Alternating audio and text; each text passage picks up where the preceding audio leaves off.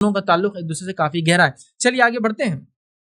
تو اکثر جھگڑوں کی بنیاد غلط فہمی اور بدگمانیاں ہوتی. میری بات کو یاد رکھ لیجیے, یاد رکھیے. اسی طرح جو ہے غلط فہمی جس کو کہیں گے وہ کیا ہے؟ غلط فہمی کا تعارف یہ ہے اصل واقعہ ایسا نہیں تھا جیسا سمجھ لیا گیا.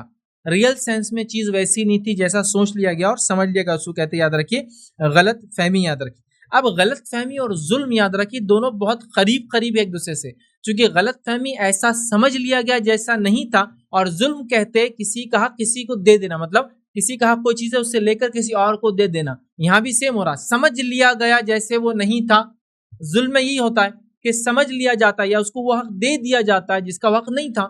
مطلب ایک آدمی حقدار ہے کہ اس کو پوزیشن ملے, آپ اس کو نہیں لے کے کسی اور کو دے رہے, یہ ظلم ہے اس کے اوپر. تو یہاں بھی آپ سوچ لے رہے ہیں. اور یاد رکھیے جب غلط فہمیاں بھی پیدا ہوتی ہے نا تو ظلم عام ہو جاتا ہے سماج کے اندر. تو دونوں کافی ملتے جلتے ہیں.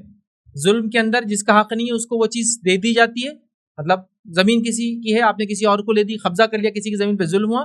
اسی طرح غلط فہمی میں کیا ہوتا ہے, جیسا نہیں تھا ویسا سوچ لیا جاتا ہے.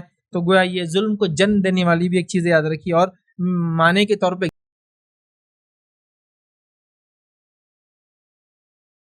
السلام علیکم. آپ بھی ہمارے اس کام میں تعاون کریں اپنی زکات و صدقات کے ذریعے. ڈونیشن ڈیٹیلز کے لیے ڈونیٹ اس پر کلک کریں. اگر آپ کو ہمارے ویڈیوز پسند آئے ہیں تو اسے شیئر کریں اور سب کے حقدار بنیں. روزانہ ہمارے ویڈیوز کو پانے کے لیے ہمارے یوٹیوب چینل کو سبسکرائب کریں اور بیل آئکن دبائیں. ہم سے دیگر سوشل میڈیا پر جڑنے کے لیے ویڈیو میں دیے گئے آئی ڈی کو سرچ کریں. جزاک اللہ.